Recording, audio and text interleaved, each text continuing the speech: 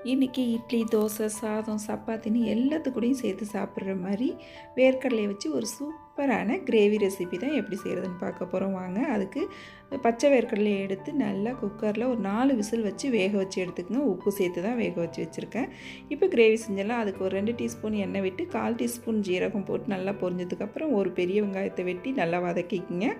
அது கூடவே 1 டீஸ்பூன் இஞ்சி பூண்டு சாந்து ஒரே ஒரு தக்காளி பழம் சேர்த்து நல்லா வதங்கினதுக்கப்புறம் 1/2 டீஸ்பூன் மஞ்சள்தூள், 1 டீஸ்பூன் தனி மிளகாத்தூள், 1 டீஸ்பூன் தனியாத்தூள் சேர்த்து நல்லா வதக்கிக்கிங்க. வதங்கினதுக்கப்புறம் வேக வச்சுருக்க வேர்க்கடலையும் சேர்த்து நல்லா கலந்து விட்டுட்டு தேவையான அளவு தண்ணி ஊற்றி நல்லா கொதிக்க விடுங்க. இது கொதிச்சிக்கிட்டு இருக்கப்போ ஒரு பேஸ்ட் ரெடி பண்ணிக்குவோம். 1/2 கப்பு தேங்காய், ஒரு 5-6 முந்திரி பருப்பு, ஒரு ஏலக்காய், 2 கிராம்பு, 1 டீஸ்பூன் சோம்பு எல்லாம் சேர்த்து நல்லா நைஸாக அரைச்சி எடுத்துருந்துங்க. அரைச்ச பேஸ்ட்டை நல்லா கொதிச்சதுக்கப்புறம் சேர்த்து நல்லா இன்னொரு 5 நிமிஷத்துக்கு கொதிக்க வைங்க. நல்லா கொதிச்சதுக்கப்புறம் மேலாப்பில் கொத்தமல்லி தழை தூவி இறக்க வேண்டியதான்.